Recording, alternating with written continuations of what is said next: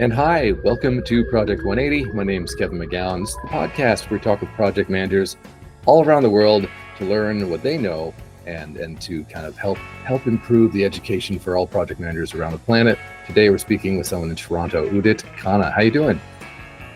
I'm doing great, Kevin, and thanks for having me here. I'm really grateful for you being here and for the others who are on the call. Thanks for showing as well. Udit, you're something of a celeb though, so I feel extra grateful that you're here. You have a lot of activity on LinkedIn, and I want to talk to you a little bit about that too. But let's talk a bit about you, your role. You're a project manager. I know you're a PMP. You're also an MBA. Wondering if you could tell us a little bit how you kind of got started in the field. How did you become a project manager? Was it by design? Was it an accident? How did it get started? Awesome. First, Kevin, you said celebrity. I think thanks for saying that. Like, I get messages from people telling me like how they used my words that I posted and they used it in their workplace, even either it's mindset or a template or anything that I put out there. And when they are successful, like that's really makes me feel that what I'm doing the right thing. That's great. So that really stuck out to me. So thank you for saying that. And yeah, I won't let me tell you a quick story. Like before I tell you whether was that an accident or was that planned. Sure. So yes, I have MBA, I have PMP, I did all those things. I'm really proud of. I made those decisions and took those steps and made those investments in me, and they paid off as well. So full credit to those bodies and those educators and teachers I had. So this was back in 2018. I was in Canada, I was studying, and I took my first course in project management. So we all need, right, 35 hours of, I don't know, 30, 35, whatever that is. Hmm. So I was studying my MBA and I took this course in project management, which would kind of introduce me to formal project management as well as get those 30, 35 prerequisite units. And in sitting in that class, I remember the instructor said, like, project manager job is the most stressful job. And I was like, man, I'm not going to do or find for a project manager job after I graduate. It should be something else, but not a project manager. I don't want to be stressed looking at my calendar or my watch about things getting done. So that was the conclusion I drew for myself after Hmm. I left. And when I was in the course, I did realize that some of the things I've done in the past at work and those things were project management. I didn't know it until I learned that formal project management through that course. And even though I knew I was doing things and things were project management is pretty intuitive. That's what I found out. That I was doing it without being told. And when I studied it, I said, okay, there was a playbook. I could have gotten my hands on it earlier, 4 years earlier, and would have changed a lot of things for me, much less stressful. Having said that, I still came out thinking that I don't want this. This is not my cup of tea, and I would do something else. I graduated. I got a job as a business operations at Boeing. This was back in 2019. And when I was doing those business operations, you see the name business operations, not project. So I was good with it. This is operations. Operations are not stressful. So we are in operations. Right. Fast forward a few months, I realized that, man, I'm doing project management. I'm using everything that PMBOK is, and it's not stressful. And I was like, man, I'm a project manager. If I want to grow, I need to get my PMP. And if I want to get other jobs, like be more employable or look for a job, I need to start moving towards project management because it's not stressful if you know how to do it, how to manage stakeholders, how to run processes, and everything in between. If you know that, it's not stressful, it's fun.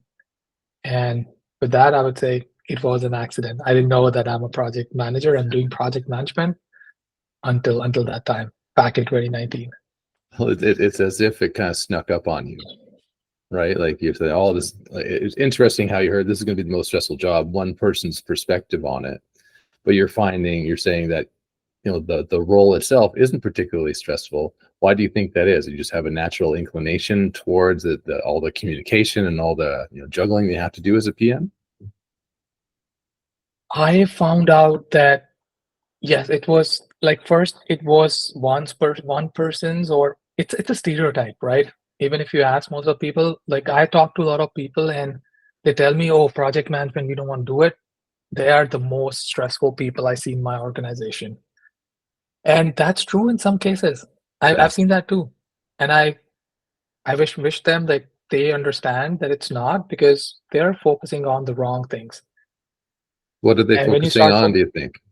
Sorry to interrupt, but what do you they're think they're just focusing on? they are focusing on that if the company said we are doing this on this date and this budget, that's logged in. It is logged in, but based on certain assumptions, constraints, their risks and issues. So they will shake things up. And when that happens, as a project manager, as a good project manager, you have to step up, assess the situation, and communicate, right? Communicate to your leaders, communicate to your team, and get to a solution. Because things change. We start in the beginning with certain assumptions, constraints, certain risks that we identify, but when we start peeling the onion, we progressively elaborate. That's what the word PMBOK uses, progressively elaborate. Once you do that, you find out more. Hmm. So I would ask a question to you and anyone on the call here. Like when you Yeah. start working on a plan, you have something in mind, you work with the teams, and when you start executing it, you will see the technical teams or the people doing the real work, creating the deliverables. They come back and tell you, hey, we assume something, but this is something else. We assume this is going to take 4 days, but this is not less than 14. Yeah. Has that ever happened with anyone? Like if we ask, just to say I, raise your hand. Every single time, right? That's Right. that's almost inevitable. Yeah. So just appreciate that. And that's how life is, right? Projects are no different. They're part of our lives, and just appreciate that. I really appreciate how you framed that, though, because you're right with anything. And I always joke about, hey, if you can plan a kid's birthday party, you can be a project manager, right? It's the same skills. It's all the communication. It's setting the skill. It's setting the goals, the dates, the milestones, the risk analysis, because some little kids can have an allergy, or there's always issues that you have to kind of fit into Yeah. a project plan. And it's the same mindset. And you're right. As soon as you develop that plan, you got to realize that it's not really written in stone. There's got to be fluidity there, and that frees you up from, I think, a tremendous amount of stress, because yes, there's maybe a contractual obligation to deliver something by date X, whatever the date is. June 1st, we have to have this done. But if you have a good relationship with your client, that's when you start digging in. Like you're saying, you find, okay, this 4-day job is actually going to be a 2-week job, which pushes everything back. And then you get into a bit more negotiation. Not that you're not going to finish this thing, but it might look a little bit different than the initial expectations. And that's okay, because you're gearing towards something that the client actually wants, because you're involved with them throughout, and they can actually see you working to make them happy. Exactly. So that's the trick of it, right? Exactly. And the other thing is, like, so I believe everyone here on the call has worked with a contractor, right? At home or somewhere, like at some capacity, you hire someone to do something for you, Mhm. right? And you always have that scenario. You also plan risk scenario for yourself. What if this happened? So I hired this person to file my taxes for 2024, 2025, right? You hire someone, you always have back of your mind, what happens if this person did not do it on time? So you have that scenario thought about. That's the worst case scenario. Maybe it doesn't happen that often, but you still have that in your mind. So clients also know that things can go wrong. There could be more scope. The assumptions might change. It's all about communicating and being practical with them. And when you commit to a date, like let's say June 1st is what we're committed, you have to let them know this is the risk. Because if you're a project manager who's over optimistic, I know you have done it hundreds of times, but every project, every client is different. So if you're committing that, okay, June 1st is we're going to deliver you this XYZ, but you would need something from them. So you put them in your commitment, verbally, in the email, in the presentation. Like if we don't get these 4 things on time, or if these are the risks. So basically what I'm saying is call out the risk. Again, not your risk register. No one wants to see it. It's for you. It's a tool that you use. All you share with the client, the executives, is the top 1, 2, or 3 risks that, yes, we will deliver on June 1st, provided these things, these risks don't materialize, or whatever your mitigation is, right? So again, there's a residual risk. You just have to call that out, because leadership know that, man, if someone is a leader in a company and they say like things are risk-free, man, you need to run from there or coach them that that's not how life works. So you calling out risk is really, really important with your commitments. I 100% agree. Obviously, I think we're very much of the same mind on these things. As someone just put in the chat, also, I think maybe having a plan B and communicating that as well to the client to help reach that final goal. That's not a bad idea either. Sometimes you have a plan, but I mean, part of the whole risk analysis process is coming up with, plan B, plan C, plan D, to anticipate various things that could go wrong or just change. So sometimes project planning isn't about a plan; it's about this multiverse, of plans that you might need to have, and that again speaks to kind of fluidity or agility in your planning process. And that's a great point. The only thing I would say is they don't want to see multiple plans laid out. They just want to see one plan, and you just give them like, if this assumption changes, if you don't deliver or you don't provide requirements by this date, be ready for that slide. So just set the expectations up front. Yes, your plan A would never remain plan A at the end of the project. It will be B, C, D, E, but just keep that door open. Don't be over optimistic that this is what we're doing, we'll get it done. Yes, we will get it done, provided these things fall in place. Yeah. And what's the plan to keep that in place? You don't have to go deep down unless someone asks. If someone asks, you're ready to show them your risk register. You can show them everything you have, but don't just give them upfront, because they won't just comprehend, they won't have time. That's why they've hired you as a project manager to deal with that organized chaos or everyday chaos, whatever you want to call it. Yeah. I appreciate again the organized chaos. That's what most of life really is, in terms of of anything. Never mind work. But how do you work with scenarios that you don't anticipate? Like you've got your private risk register. You've kind of thought through a lot of possible scenarios, but when something you just don't anticipate at all just shows up, like all of a sudden 3 people in your development team quit. Like something like that, a really significant event happens. How do you handle that kind of situation as a project manager? What's the first thing you do there? The first thing is stay calm, because if you are stressed, you are calm. Like we see stressed project managers, they can never be top performers. They can never get the things done, and they would never grow because they are too occupied. So first thing is control yourself, control your inner self. Be at peace so that you can review things logically and make a logical decision.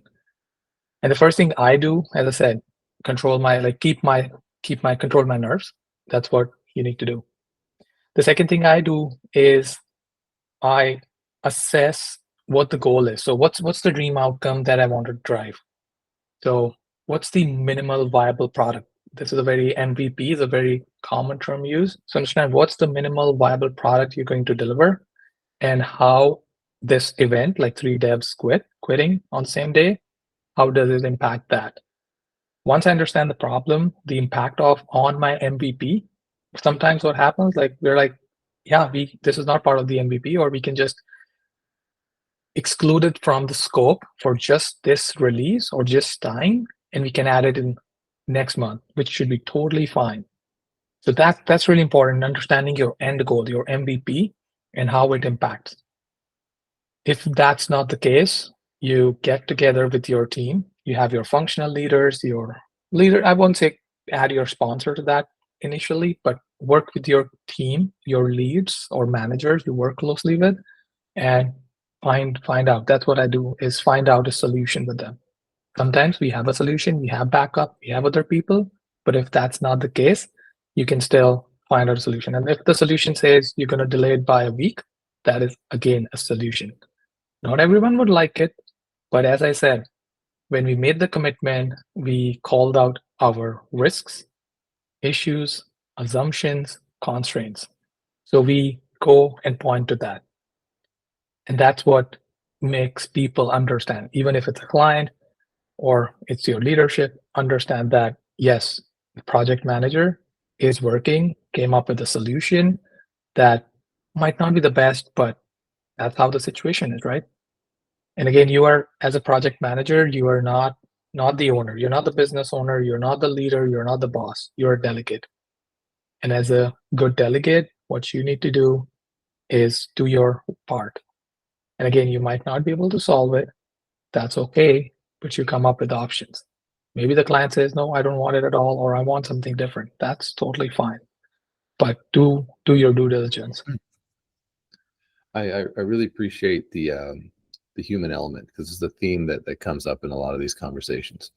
In terms of, a crisis has happened, focus, remain calm.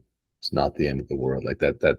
I really appreciate how that was your first part of your answer, because I know a lot of people will tend to, hands up, the sky is falling, and that could be a fair reaction for some people too, because they will then work through that, get to the calm place, and then make good decisions. But not everybody can work through that. So I appreciate that. That really helps in terms of all those stakeholder communications. It's like, well, everybody, we've got a problem that we didn't anticipate, or a challenge maybe that we didn't anticipate. Here's what I think we should do. Do you have any other suggestions? You can have that conversation. It becomes part of maintaining a good relationship with all your various stakeholders and clients. Absolutely. And one thing, Kevin, I would add here is, hey, don't rush to things. If something happens and your leadership, your client calls you, you don't have to answer right away. Just tell them, like, hold your horses. I'll get back to you when I have the information. Yeah. And I remember I was working in one of the companies in my past roles, and something we did a major upgrade, and this was a cloud software. We upgraded it, and this was the teams worked overtime on the weekend, and then this was Monday morning, 11. I get a call from the CIO that this is what happened, and I want you to take a look at that. He was totally fine, but I knew, right? I was like, yeah, we'll take a look at it. You told me, I received your concern, so let me look at it. No commitment on that call, because I don't know. I need to explore, peel the onion, find out what the issue is. Maybe it's not an issue, or just something else, whatever. Let me assess, and we'll get back to you. And you don't have to always commit on timelines when someone asks you to do something, because you don't know how much time it's going to take. But if you lock it in, I'll get back to you in an hour, then that next 1 hour is going to be the most stressful hour of your life. So don't make those commitments. If you don't know, you don't know. You explore, and as soon as you know, you'll get back. So do it in a good faith. I'm not saying you just bluff and do that. Do it in a good faith. Of course. And people would appreciate you for that. Yeah, I think it really comes down to any managing any project. It's really about managing the relationships and the expectations, right? Yeah. And just you're right. Honesty and civility go an incredibly long way. So you're all working on this together. There's no point in jacking up the emotion necessarily. We'll get there, and that's really important. I know you also have an MBA. So I'm curious, when you were going through school for that, what lessons have you kind of picked up from just general business, school, I guess, that you apply to your current work as well? How has that influenced your project manager skills? MBA, it's such a controversial topic, Evan. People have differing opinion. Sure. So my MBA not only was a ticket for me to get into this country, it gave me much more than that. And surprisingly, when I started my MBA, I failed in my first term. And I was given a warning that if you don't turn things around, you'll be kicked out of the program. And Oh, being wow. an international student, that means if you get kicked out of the program, you are out of the country. Or I would have to find another school that would take me, Right. else you go back home. But I chose the third option, that I will turn things around. And before that time, through my entire life, I was always an average student. But when this thing happened, that instance happened, I was able to turn things around. And right after that term, I still remember like I was straight A pluses, like for the rest of my terms. Not only that, I received an award from the university that paid me back, like my 2/3 of my tuition was paid back to me, tax free. Amazing. And then yes, and I got like $20,000, $30,000, like almost 40 in tax credits after that, after I graduated. So Mhm. I got a good chunk of money in my bank account when I graduated, and even after, like in tax rebates and stuff. On top of that, I had the job at Boeing even before I graduated. I was told that international students don't get offer or don't get interviews at Boeing, but I had it 3 months before I graduated. So I was able to do things, certain things which were stereotypically not possible, but was able to do that. And that's why I see that MBA was a turning point in my life, because I always thought I'm an average student, I would have an average paycheck, I would have an average career. But when this instance happened, when I failed in my first term, that's what opened the doors for me. Mhm. And I'm not saying that I was only yeah, I was studying for the most of the part. Basically, I learned to play the game. It helped me not only for my academics, it helped me get exposure to leadership. I participated in a lot of different things when I was studying. And you know, one thing that I experienced with, let me know if anyone else here experienced as well when you were starting your career or whenever, or even today, whenever you're in a meeting with there are multiple people, you have an idea and you want to speak it out, but you hold yourself back. Has anyone done that? I've done that. I used to do that, but Yeah. not until my MBA time, because that's one thing I overcame my fear that if I speak out, I would insult myself or I will say something that's irrelevant. I overcame that fear in my MBA Mhm. because again, it was by force. Because in the MBA program I took at University of Manitoba, one of the best programs I would say, I was required to participate, else you fail. Because they understood that if you're not participating in business meetings, hey, you're going to be on the table one first week, second week, third week, fourth week, and if you're not participating, they're going to think like this person is not valuable, and you're going to be kicked and pushed out of the meeting, or people will build a perception. Yeah. So I learned that thing from there. On top of that, I also learned reading financial statements, accounting. I understood those concepts as well enough to apply in my personal situation at work, so I can understand what the business is going through or what the leadership is asking and why. So being a delegate as a project manager or program manager, it's really important for you to understand the why. And then adding the element of assumptions, because when someone tells you like this is what we're going to do on June 1st, what did they base it on?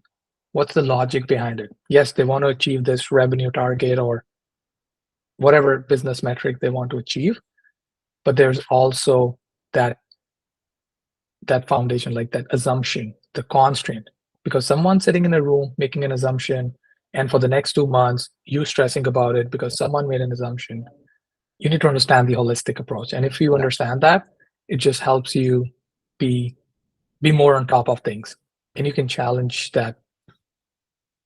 Yes, we want to do this, but if this prerequisites are not complete, it's going to be unrealistic to assume that.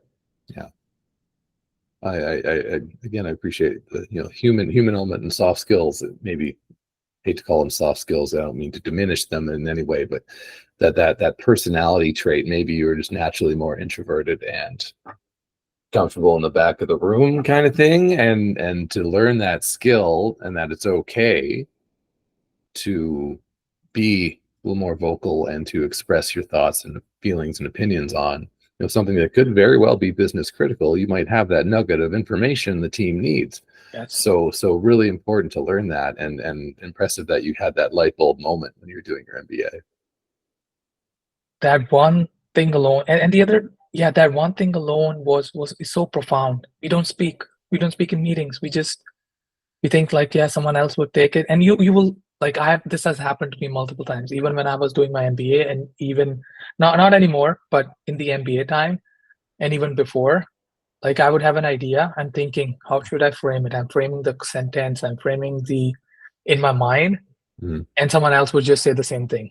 Yeah. And people be like, wow, that was so good. I'm like, I'm thinking about this for the last 5 minutes, and I didn't have the courage to speak it, right? Yeah. So just get over it. Even if you like, just you by just going out there and saying it, it's already courageous. And if you were the person like me who didn't speak up earlier, there are 5 other people in the room who are just like you who didn't speak. So Yeah. out of 5, that one courageous person who spoke, you want to be that person. And no one else would, even if you say something that's like, I see people say like, this might be a stupid question. That's how they started. But even if it's a stupid question, doesn't matter. You were the most courageous one. No one had the guts to get up and speak that, and you were. So Yeah. they're already intimidated by you. So even if your question is stupid, doesn't matter. You're courageous, and no one even had the courage to do that. So do it. I love that. Do it. It's about, and sometimes it's just a learning opportunity, right? And that Yes. quote unquote stupid question is just because you're not understanding something, because maybe it's not being articulated clearly enough for you, but you can make the assumption that there's others in the room who are also not quite understanding maybe what's being discussed. So it really frees up that opportunity to just let's pitch this a different way, so I'm actually getting it, and then you can have maybe more valuable contributions. But yeah, I've been the guy asking the stupid questions before, and you feel a little I don't get what's going on here. That your ego gets involved, right? And that can stop you. So it's good to overcome that. Yeah, ego, park it out the door. Like, yeah, just trash it. You don't need ego. Just be curious. Yeah. Curiosity is good. And I think that's a good jumping point too. I wanted to ask you, we joked a bit at the beginning about your LinkedIn presence, and going from being that maybe quiet Udit who didn't want to say things in meeting stuff, and now but you're very vocal, and you have this great persona on LinkedIn. You have all this great content and video content about project management. How did you make the decision to really become a content creator in that space, and what's in it for you there? What do you enjoy about that? So I started posting on LinkedIn about a year ago. This was in March last year, so a little over a year. And before then, what happened was I was having these discoveries. As I said, I was curious, I was asking questions, I was having communications, I was delivering projects, I was learning, and I had all these things in me which I wanted to share and help others. So one thing I learned is you cannot share, even if it's good thing, with everyone, because they won't, maybe if they're not dealing with something similar to what I'm doing, they would not get it. Or if you advise someone without them asking you, it's a bad thing to do. So you don't advise someone unless they ask you explicitly to give you an advice. So I learned that, but I had that energy in me that I want to share this, I want to discuss this. When I saw those project managers, I remember when I was working at Boeing, there was one project manager who was always busy. Was so busy that she had a lot of like post-it notes around her desktop. And I was like, man, she needs another, and she had another page to keep track of those post-it notes. So, and then there was work, right? So Wow. I was like, why? Like, that doesn't make sense. And for me, I was like, I only had one sheet that was for my project and a couple others, not a lot of chaos, more of organized in a way. And I couldn't go and tell her like, yeah, because she hasn't asked me, right? And there were other instances too. And that's when I need to do this. Like, I need to share. I cannot just keep it in me. How can I do it?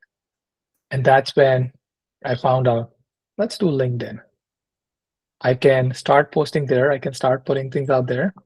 And that's how I got started. I was doing on Instagram, YouTube as well. So I was like, yeah, let's get those ideas out there. And most of the times, like even I create YouTube videos, and literally I would be thinking something, I would set up my camera, set up my light, and just start talking my thoughts to the camera and then post it. So it was just getting that information out, not finding a person to speak to or share thoughts. I was like, yeah, let's do it in writing. Let's talk to the camera and we'll just record, write, and post. Yeah.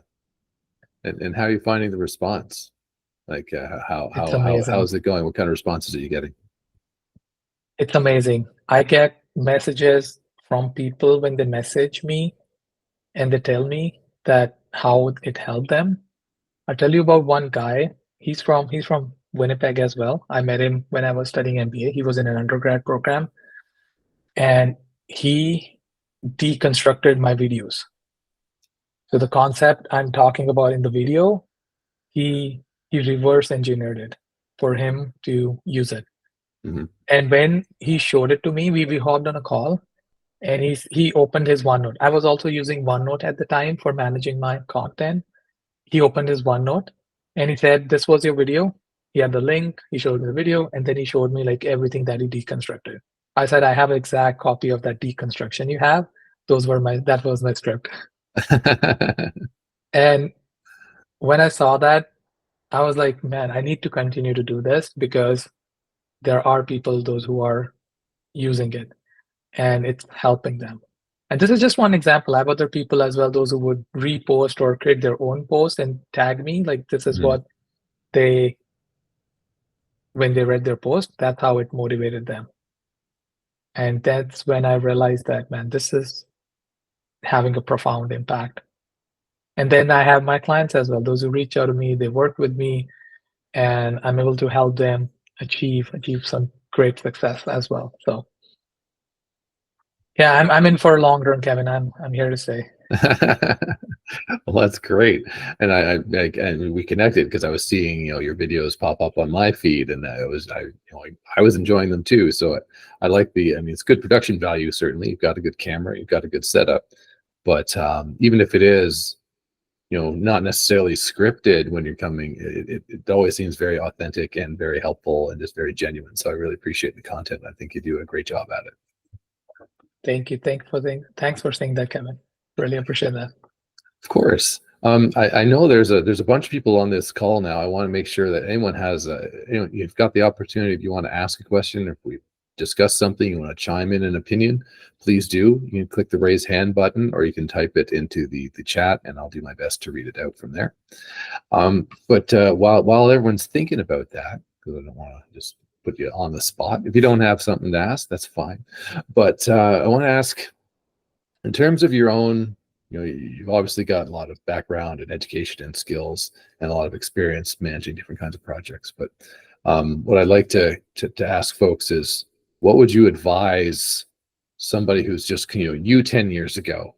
What would you tell yourself? What would you tell somebody who's just kind of starting off, or just getting their PMP, or just getting out of school, interested in this line of work? What's something you've learned that you wish, oh man, I wish I knew that 5 or 10 years ago? It's belief in yourself and confidence. Because if I think what has changed in the last 5 years for me, it's just the belief and the confidence. What I mean by that is, when you look at someone in your organization who's senior or who's doing really well, they're no different. They're just like you. They also don't know all the answers. It's just that they know how to be in the moment and show that things are under control. As I said, when the CIO called me, I didn't know what he was talking about. He just told me like, this person is not happy. They're having some issues, but staying contained believing in yourself that yes, you can go ahead and help them, you can get things done, and you will eventually do it. So just the ability to manage that situation, make a decision, make a call, that's really important. Because even like I see this quite often, like companies do bad and they lay off people and they blame the employees, they hold on their bonuses that the company didn't do well. Man, people individually, they all did their job. There would be outliers those who didn't, right? Those who Sure. would get fired or whatsoever, but most of the people, they achieved their individual targets. Then if everyone else is achieving targets, why did the company fail? That means the senior leadership didn't make good decisions, right? They didn't play good bets. So rather than penalizing those individuals, they should be penalized. But that rarely happens. They still get their bonuses and all that thing. So the thing is, even they're winging it, right? Not everyone knows everything. There was a lot of uncertainty. We all play bets. And I say this because as a business owner now, Hmm. I also run a coaching business. So I also play a lot of bets. And if I fail, I don't go and blame others. I failed because of you. The things failed because maybe I was misinformed or the life is just risky. That's what I Yeah. said. Things are risky. I made a certain assumption, leadership made a certain assumption. This will help us grow 20%. It didn't work. That's fine. But have a belief in yourself that even if we fail, that's fine. Hmm. So the only thing that changed from last 5 years, I would say, is my belief and confidence that I can do it. And the confidence is I can have that conversation confidently. And again, I say this all the time: be ethical, do the right thing, communicate clearly and directly. Don't use sandwich models when you talk. And I know it's used for feedback, but also when you're talking to your boss, don't use that sandwich model and don't be afraid. Like just be upfront about what the thing is. Don't be cocky. I'm not saying be arrogant, be Sure. overconfident or be that. Just like we are talking right now. You're asking me some things. I'm like, yeah, this can happen. We can do this, but this is what I would need, right? Natural rather than being over kind or just be natural. That will go a long way and people will appreciate you just for being direct, clear, respectful, and ethical. I appreciate all that very much, and there's a couple of comments that have come into the chat. So I think someone was asking, as you're talking about being calm, and I think even very mindful of where you are and your position and the environment you're in, and trying to make a certain situation. But she's asking, um, basically, how do you find that calmness in those difficult situations? This is classic. The first thing is you take deep breath.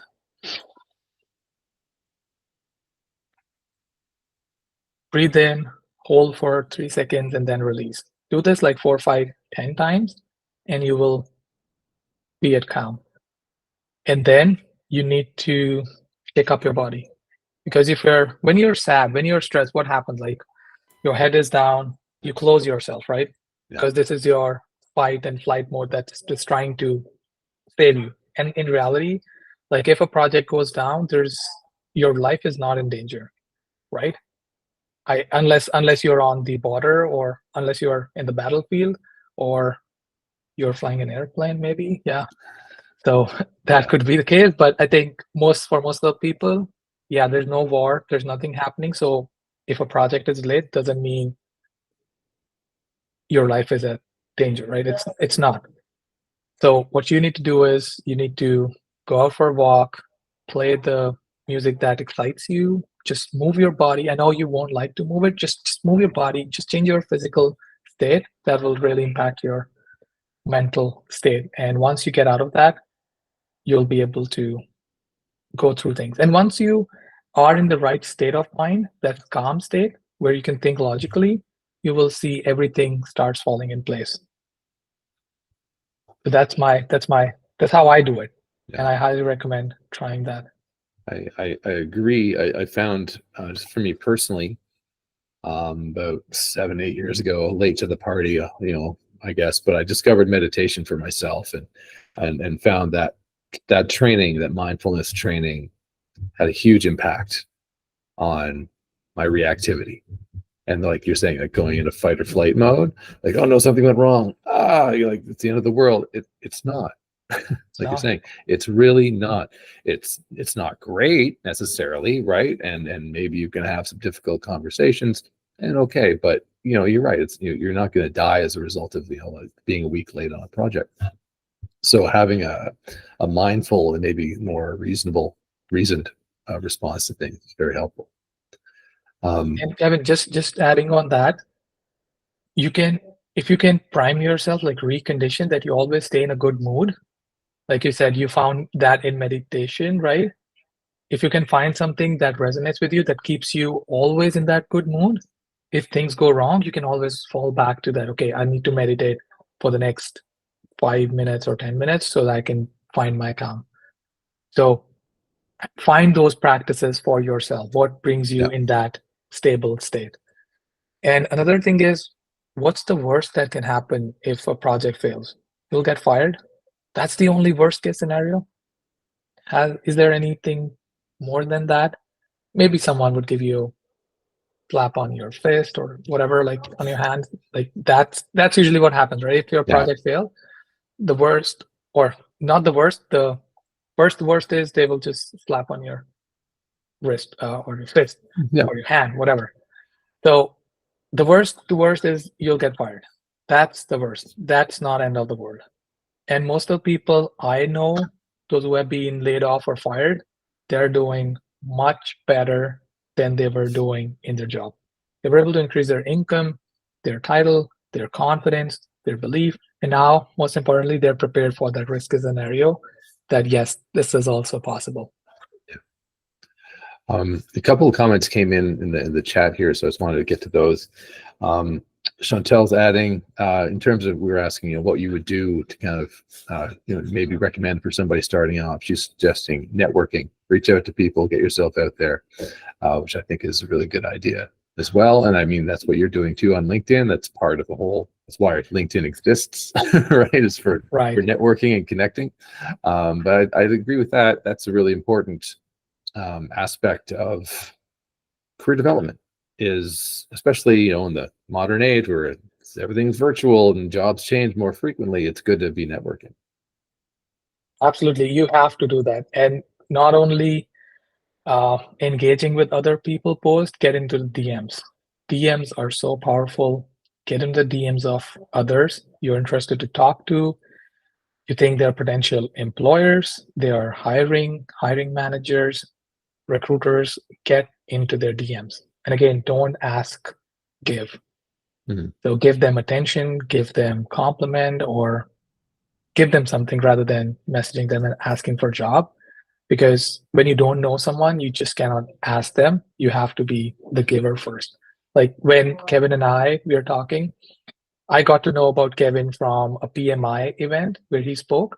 I was really impressed, and I reached out to him. I didn't ask anything from him. I was like, right, Kevin? I was like, Kevin, I saw you there. You did really well, and I want to connect with you. So I was giving him a compliment, right? And then we somehow was here, like okay, we'll get on a call and do this.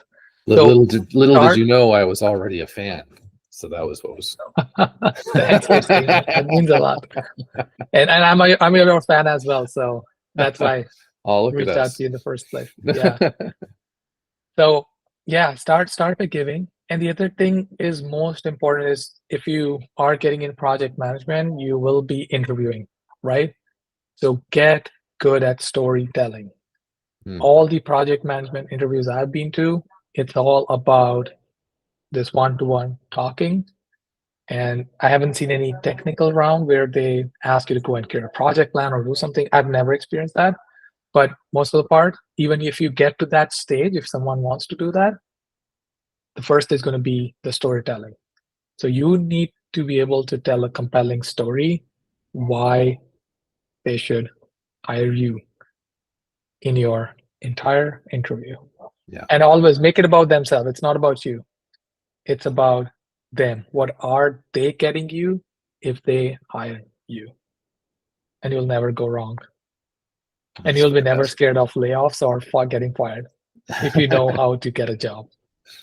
Well, that is certainly true, and it's again, it comes back to building relationships and maintaining those relationships and being your authentic self, because no one wants the bait and switch. You don't want it when you go into a job thinking, oh, the job is going to be this, but now it's really this, and they don't want it either.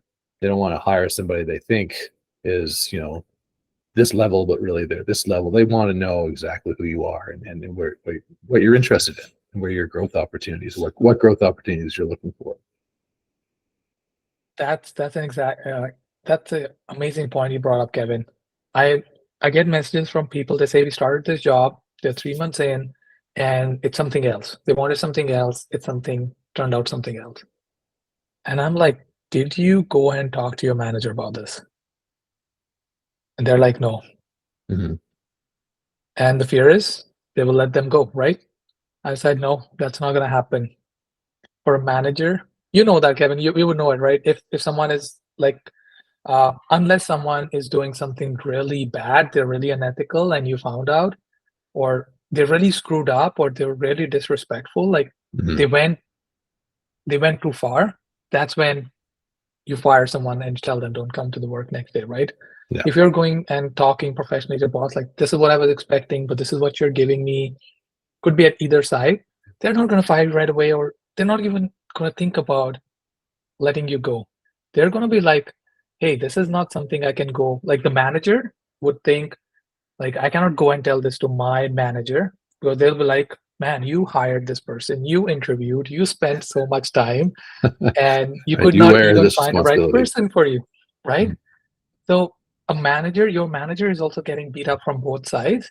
So if there's this concern, like you're not finding that good fit, just go and talk.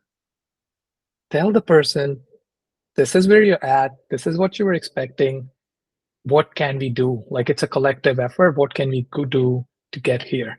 Mhm. And your manager would have in most cases more information. They could be able to provide you with that. And even if it's like 2 months in, feel comfortable having that conversation. If you went too far, like if you screwed up, you're disrespectful, you were unethical, you did something really bad, that's the only reason they have to fire you. Else, if you're talking like we are talking here, no one is going to fire you. And if you're doing this, what we're doing, what I'm suggesting, they will appreciate you much more. And the chances are your manager has never experienced a person come to them and talk one to one professionally with confidence and with belief. If you can do that, things will work according to you. And that's what I suggest as well. So I'm really pro on like growing in your role.